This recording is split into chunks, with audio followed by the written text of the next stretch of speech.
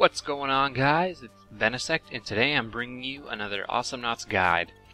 In this episode, we will be featuring the glorious space Viking, Skølldir. Well, it's gonna get you.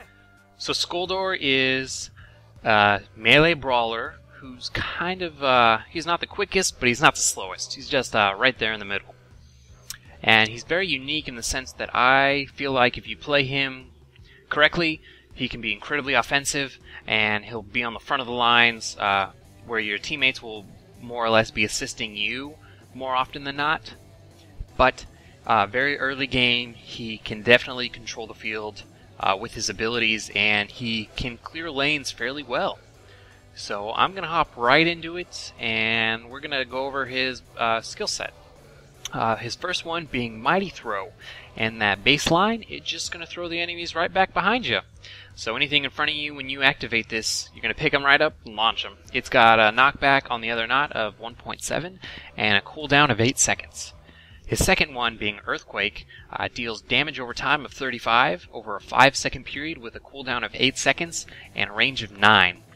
Now his auto attack is Bash, and this one is very unique in that, unlike most where it's just a continuous like pow pow pow of Raylan's gun or Lone Star's that just do a base damage of like 5 or 6 or 7, Skølldir's Bash does increased damage as you go through the move. So it's a 3-part attack that can be done by continuously pressing your mouse or holding it, and it can be stopped at any time. So if you just want to do like 11 damage on the first punch, you just keep tapping the mouse in slow succession. Or if you want to do the full 25 at the end, you'll do 11 for the first punch, 14 for the second, 25 for the third. It's kind of like a 1, 2, 3, and each bash just has the potential to obliterate droids and even whittle down on knots. And finally, the way he moves is, like I said, he's kind of slow, but he's got a double jump, and when I get into it, his skill set can build him up to be one of the quickest knots. So, let's start explaining what Mighty Throw has to offer. So the first perk in Mighty Throw is Power Briefs, which has 2 stages, and each stage will add 15 damage to the throw. This is good because otherwise your throw does no damage whatsoever. The second is Cortexophon Shake, which has 2 stages, each adding 20% slowing power over 2-second duration, totaling for 40 seconds, 4 seconds. This is great for after tossing the knots. They're going to have that 4 seconds of slowed, where they're not going to be able to escape you immediately. The third being Axe Throwing Trophy, which will increase the knockback on which you throw enemy knots. This can be very useful if you're playing against guys who are staying closer to their turret and you want to toss them closer to yours so that either you, your turret, or another knot can get like the finishing blow. The fourth is Kraken Dumbbells, which has 2 stages, each reducing the cooldown of Mighty Throw by 1 second. This will effectively bring cooldown to 6 seconds, which is nice, but 8 seconds is not that bad either. The fifth is going to be Homeless Gnome, which has 2 stages where you'll throw this gnome directly behind you that has a chance to hit the knot mid-throw or land, and anything can run into it, dealing 25 damage in an explosive area. 50 total. The sixth is Oily Spray on Bronze. After each successful throw, Skølldir will be buffed with a 75% attack speed increase for 2.1 seconds. Great for his auto attack Bash, which already deals an insane amount of damage. So Earthquake has the first one as Electric Hammer, which adds a snaring effect. Otherwise, you're just going to have your 35 damage over time, but this is going to be great because they're going to be caught right up in it and giving you that 0.5 seconds, which, give or take, is all you need, right up to throw them.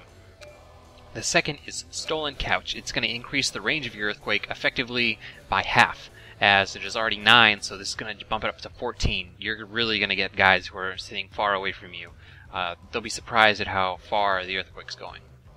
The third is Stone Twins. This makes the Earthquake go behind you as well. Normally it's only going to go the way you're facing. This can be very good when you are facing knots who are very aggressive, who are always up in your bubble.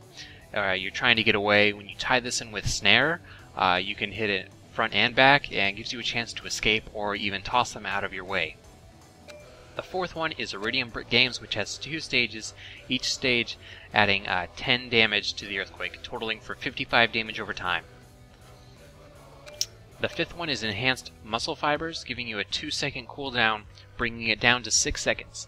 Now, say you were to pick up Kraken Dumbbells, both of these could be at 6 seconds, which could be nice, but again, same with Mighty Throw, I feel that 8 seconds is just fine for how you're going to be using this. And the sixth one is Small Volcano.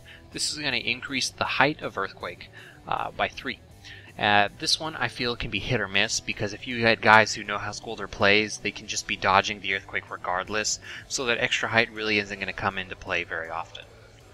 His auto attack Bash has a pretty unique way of playing in that there's no attack speed increase, and that it's also the 3-part hit. So his first one is Perfumed White Flowers, which has 2 stages, each giving 10 life heal on the 3rd bash on whatever you hit, be it droids or another knot. This is handy just for healing yourself and then the heat of the battle. Life on steel is always pretty good. The second one, Flaming Fists, will add range to the 3rd bash. So his range on the 3rd bash is already nice. You're going to hit things that are in front of you. You don't really have to be right up on them with somebody like Ayla and her chain whack. But the range is definitely going to be great in the sense that when guys are running from you, you're going to be able to peg them even if you can't catch up to them. The third is Chunk of Salted Meat, which has 3 stages increasing the damage of Bash. The first by 1, 2, and 4 for the respective first punch, second punch, third punch. You can definitely get a good amount of damage with this.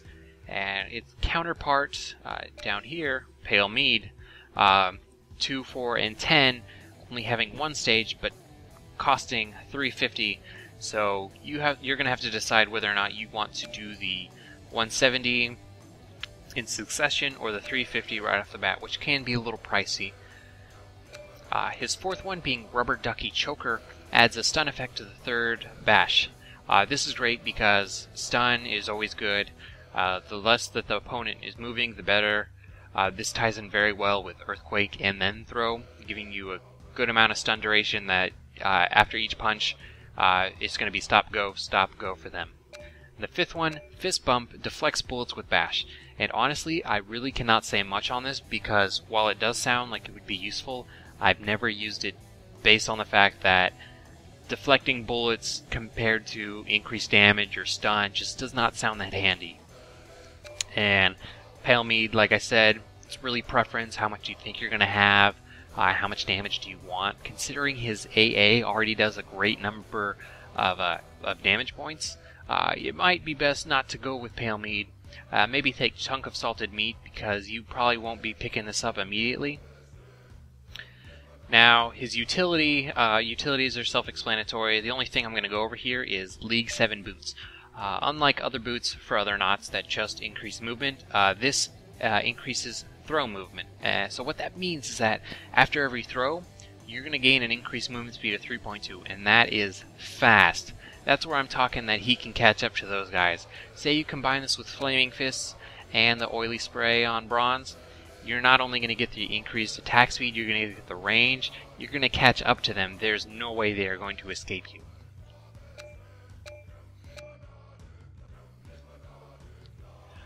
So the way that I build Skølldir that I think is best is he's very damage oriented with some crowd control, and he's going to be pretty good at clearing lanes and sticking by himself, being solo, not really having to rely on having other knots around him, but when he does have those knots by his side, he is definitely increased tenfold.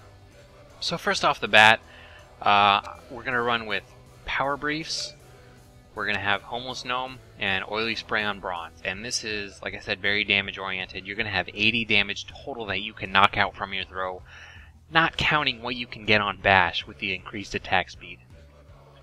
Now for Earthquake, you're going to have Electric Hammer, Stolen Couch, and you're going to take Iridium Brick Game. This is going to give you the crowd control, the range, and the extra damage.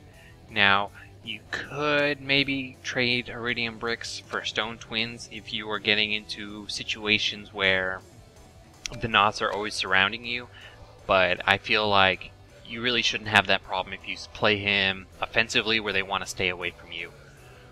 On his auto attack, I used to play with Perfumed White Flowers, Flaming Fists, and Chunk of Salted Meat. Now, I explained the life on hit, that's definitely great. You're going to want to have that. The range, even if you don't take those two, you always want the range. The range is absolutely great on Skølldir. But instead of Chunk of Salted Meat, I've been playing with Rubber Ducky Choker, just for that stun. I feel like his auto attack already does a good number of damage, that you're not going to be too focused on doing more with it, or picking it up early game, considering you could be spending that on your Mighty Throw or your Earthquake. For his utilities, because of his life pool, 170, I picked up the Medican, which synergizes very well with Perfumed White Flowers. You're going to be healing very quickly, even without a Voltar. The League 7 boots, movement on all your knots. You're always going to want movement, especially since this actually increases when you do a successful throw. And then it all comes down to preference, whether you want Solar Tree or Piggy Bank. I tend to take Piggy Bank just so I can build him up quickly early game. And I'll show you how I build him now, the build order. Alright, so we're going to jump right into the build. Assuming you use Piggy Bank, you're going to pick that up first, or Solar Tree, whichever. And if you use Piggy Bank, pick up Mighty Throw, and then Oily Spray on Bronze. You might not have the damage right away, but having that increased attack speed is going to be great if you start throwing them towards your turrets, or having other knots finish them off. You guys are going to wail on him. Second, I will usually pick up Power Briefs just to get the 30 damage on throw, and then I'll go Homeless Gnome. Won't even pick up Earthquake yet, won't worry about Bash, because if you can get that 80 damage early game, assuming by like level 7 or 8, you're just going to be a knot destroyer, or your teammates are going to easily be able to come in and help you out, kill that knot. Now from here, I'll pick up Flaming Fist just to get the range off, and then it depends. If I'm playing with Voltar, or if I'm playing against a group of knots who are very offensive and I'm having a hard time staying alive, then I would go with Perfumed White Flowers. Otherwise, you'd be safe to start picking up Earthquake and Electric Hammer, just to get that snare. After that, I will pick up the Rubber Ducky Choker to maximize my snare duration. You know, it's almost a second, 0.8 seconds, but you're getting there. From there, I'll pick up the range, and then by this time, that's when I will pick up the life heal. You can hold off on the damage. It's not terribly important. It's more like just a nice thing to have. So from here, assuming like you should be around like level 17 or so, I'll pick up the movement just so I can maximize throw and my attack speed and movement speed all in that one move. Then I will pick up the damage, and I'll usually save the Medican for last. And this way, your Skølldir is going to deal very high damage. You're going to be able to snare all 3 knots if they get caught in it. And anything you hit, you're going to have a small stun on. Like I said earlier, it's going to be stop, go for them. Very irritating. You're definitely going to be able to hold your own. This is the way I think Skølldir was meant to be played.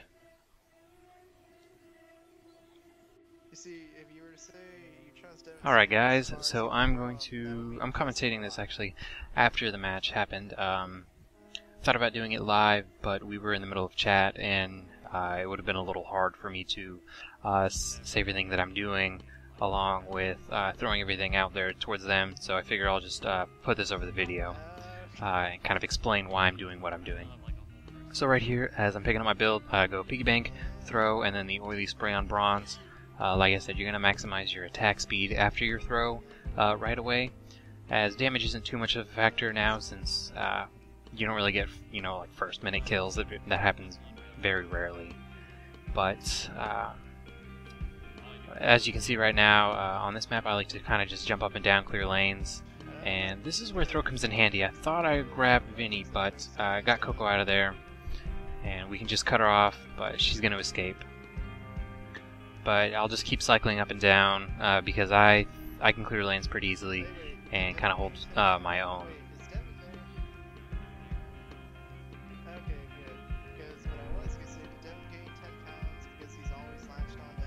So right here, Skølldir works best with somebody who can snare. Derpal Snare caught Vinny. Right up there I can go throw a punch and toss him immediately afterwards, kind of giving him close to another snare, at least for the duration of the toss, and Sam's able to pick up the kill on that.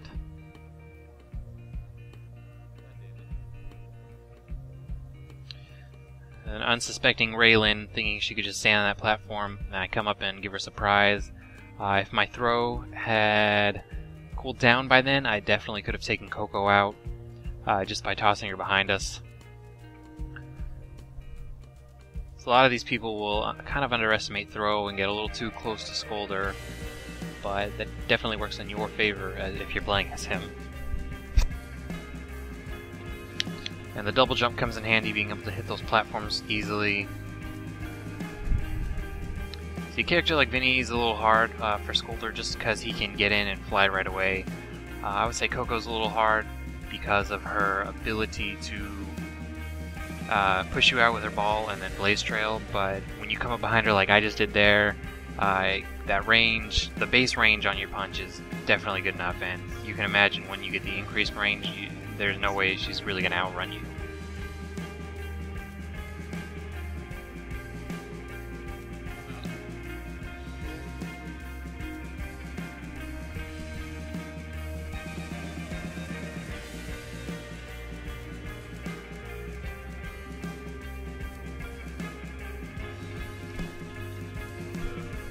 So during our games, I'm usually the one that hops between floors to clear droids, as it's more important for Voltar to stick with Derpal. And right now I got a good solid 300, more than 300, which is enough to pick up both levels of Mighty Throw. So I've got that 30 damage on my throw now, which is definitely going to come in handy in some of the instances where that's all I needed to kill some of the Nods.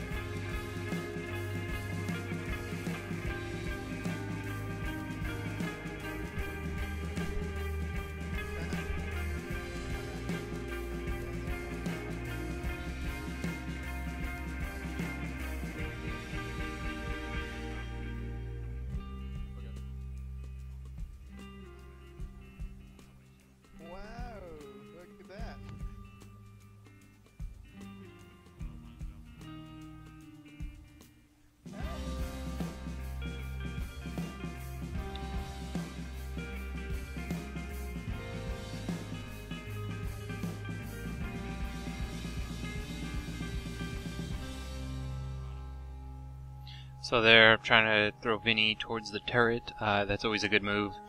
That turret, just throws out damage. So the faster you can get it to it, the more damage they can toss on it. And when they're coming back your way, you'll have no problem getting a hit on them. And Coco, I was able to catch her and toss her back to the turret again, and finish her off with a punch as she's running back. But I missed Ray right there. She was a little out of the range.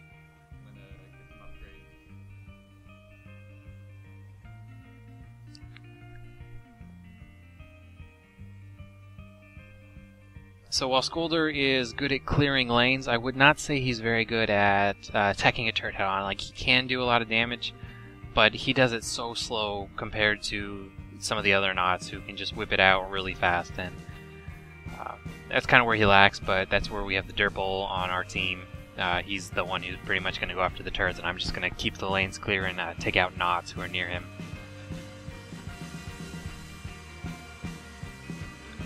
The other problem with Skølldir is his auto attack is a little clunky. You can't really turn in the middle of it. I think you can turn before the third punch, but after you initiate the third punch, you're not going to be able to, and you definitely can't attack up or down. But that's kind of why his double jump comes in play. So there, pick up the first thing of Gnome. Normally I would wait until I could pick up both levels, but since I was back here and just needed help, I decided to pick it up anyways. So I'm sitting at 55 damage right now, assuming they hit the Gnome on throw.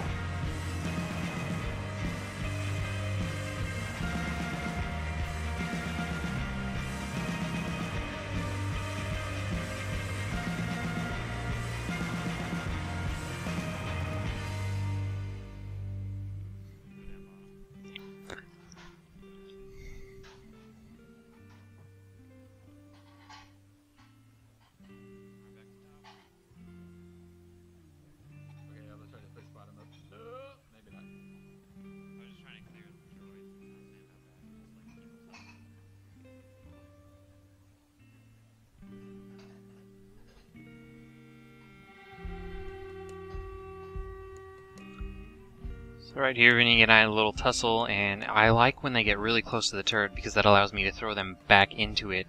And unfortunately, I wasn't able to pick Vinny off right there. He probably had like 1 health. But that's a good thing. Is if Skølldir's behind your turret, let the other knots kind of get close, because they're going to be in for a surprise when you toss them right into it. During that toss, they're going to take the turret damage, your normal damage from throw, and if they get out, they're lucky to be alive. Here's a great one. Vinny grabbing health. Vinny's going to come up, snares that. I toss him, do my 55, throw him into the other snare, and if I land the punch for the final throw. So there's no way Vinny was going to escape that one.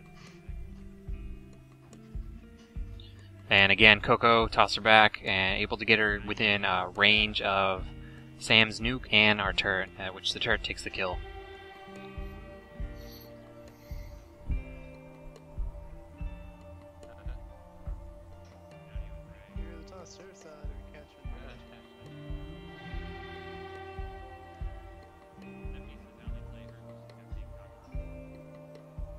Just trying to take their life, that way they can't grab it.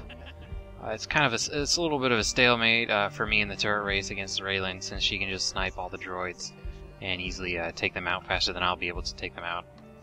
But because of my health pool, more often than not, I'll get inside, kind of clip the droids and push them out of the way just so that they're not directly attacking the turret.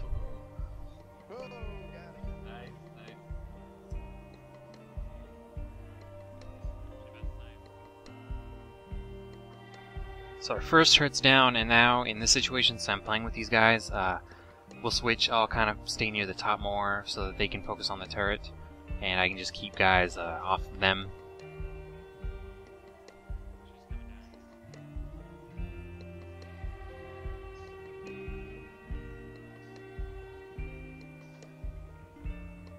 Since we're all here, might as well attack. And Coco, I missed. She got real close to my comfort zone.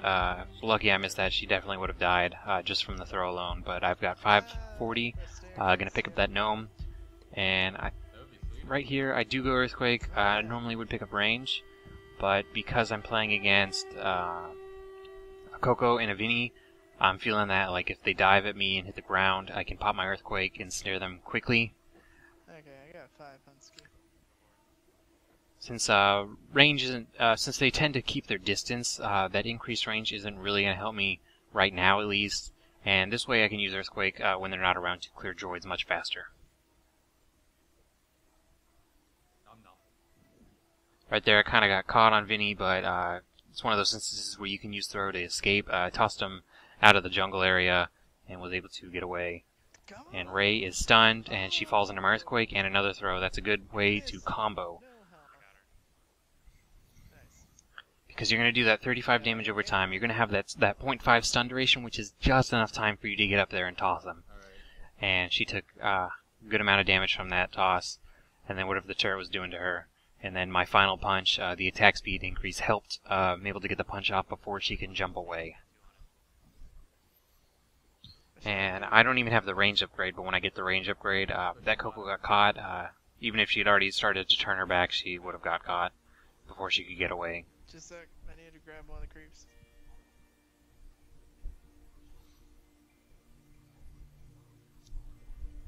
So now that I've got this, I feel a little comfortable taking Vinny one-on-one.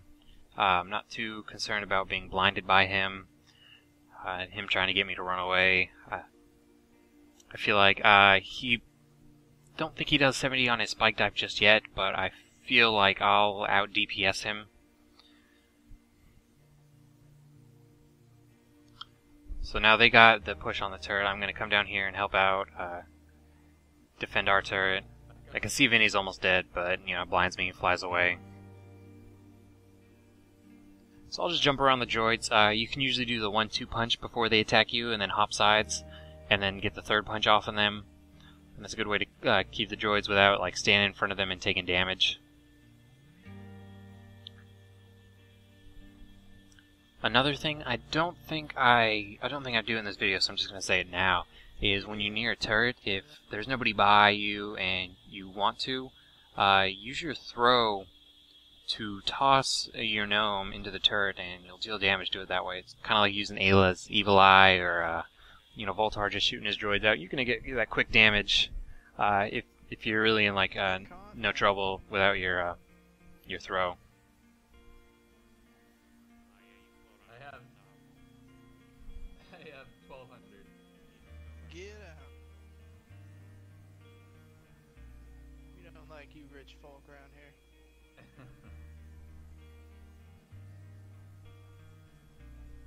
So Coco makes the mistake of not thinking I'm going to use an earthquake.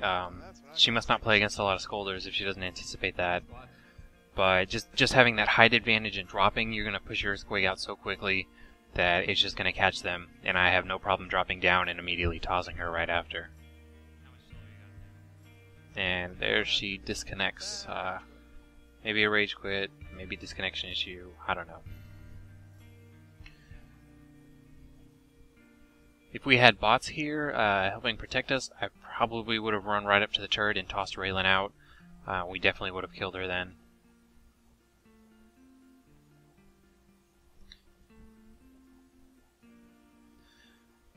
I probably should have stayed up there, but I saw our bottom turret was being harassed and I wanted to stop them from taking it.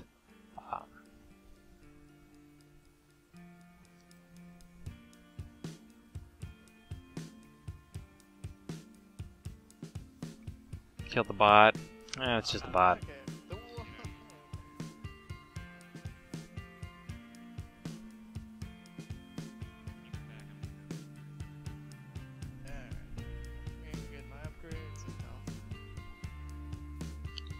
Able to snare Vinny and get that quick punch off. It's kind of hard to see because I was blinded, but when you get that combo snare, it's really ridiculous. You're gonna kill guys who are squishy. And so I've got my 6 Husky, pick up the range, pick up the range on Earthquake, the range on my Bash, and the stun. So I've got max stun at 0.8 seconds, and I've got an increased range to take out bots easier and hopefully land the hit on any Nauts that are attempting to run from me.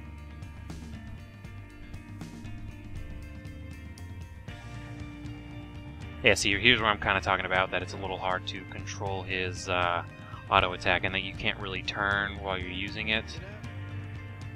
Otherwise, I probably would have gotten a bot Leon.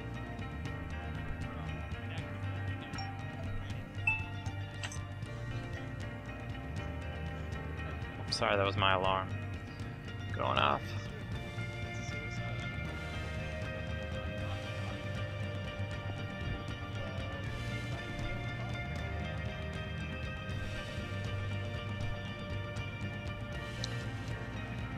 So it's pretty easy to use Earthquake against bots, and there's an example of the range that will definitely get them when they're running. A normal player probably would not have been standing there, but I can't really help the bots. And preemptive Earthquake in case Raylan falls, and the DOT almost gets her, but she's able to pick up a creep and get her health back. And Vinny's able to escape because he can fly. But Sam's able to pick up the kill on Ray later on, so there's one down. And that's an example of how I'll just push the bots out. Just kind of, maybe I'll sometimes do it in front of our bots so that they can have some breathing room and live longer and get there further.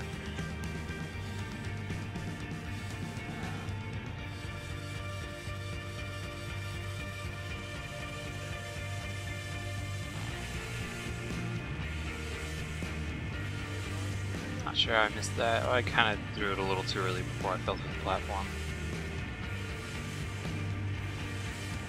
But Earthquake is good for fending them off like that while I get a quick escape to grab some health.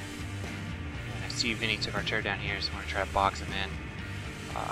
I think he gets caught in Durable Snare, but flies away, of course, and gets out of there.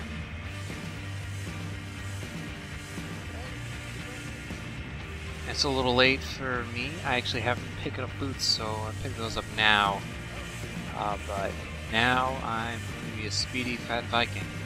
And Sam with a double kill, so there is a good opportunity for me to attack the bot. But mostly I'm just going to take out their super so that it can't do too much work on our turrets, and then we're going to push. So I'll usually let it snare with Earthquake. And depending on how much life it has, I'll just either toss it right at our turret like that, just so the turret can whittle it down, or throw it away from it. But I like to make sure we got no bots attacking our turrets while we're advancing, just so we can have some breathing room so we don't have to keep running back there.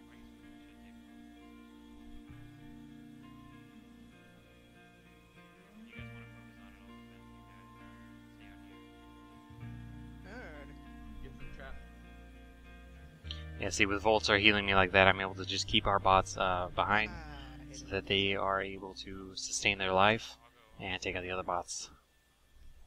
And at this point, since I'm a little heavier than the other guys, I'll sit back and watch out for anyone coming their way while they get that turret, because I've been caught down there with all three of us, and we get, you know, attacked from both sides, and it does not end well.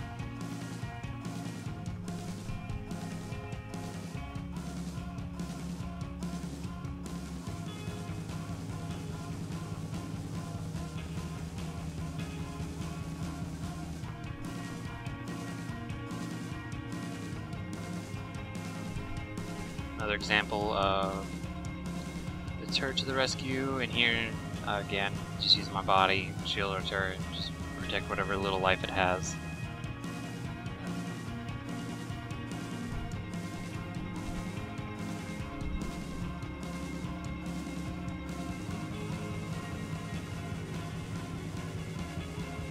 So on this one, since we've got that Derpal and the Voltar combo, I play more offensively solo, but defensively for our team, in that I'll be the one who kind of sticks back, just making sure nothing comes up and attacks us. But after I finish recording this, I'm actually going to run into just a solo match, just to show you how I can do, and how Skølldir can handle himself when you've got no one to coordinate with. So right there, because we have the Voltar, pick up the extra damage on the Earthquake, just because I know that's going to come in handy since we're just going after the turret now, or the drill, and pick up the life on Bash. Fortunately, Sam bites the dust. He's our first death. So I just have Voltar stick with me. We'll just defend middle.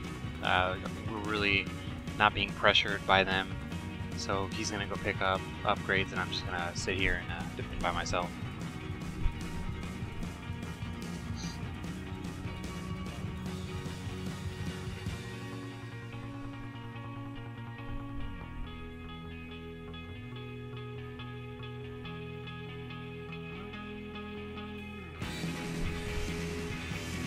Yeah, see, there's the problem I have trying to turn while I punch.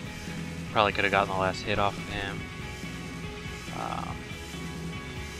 There's a quick kill off of Vinny, snaring him, throwing him into the middle of the droids, and having my gnome hit him all at once.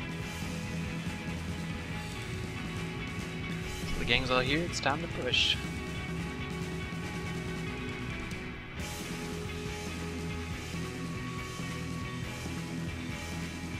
The good thing about when they defend their drill is, just like with turrets, I can still reach through and grab them.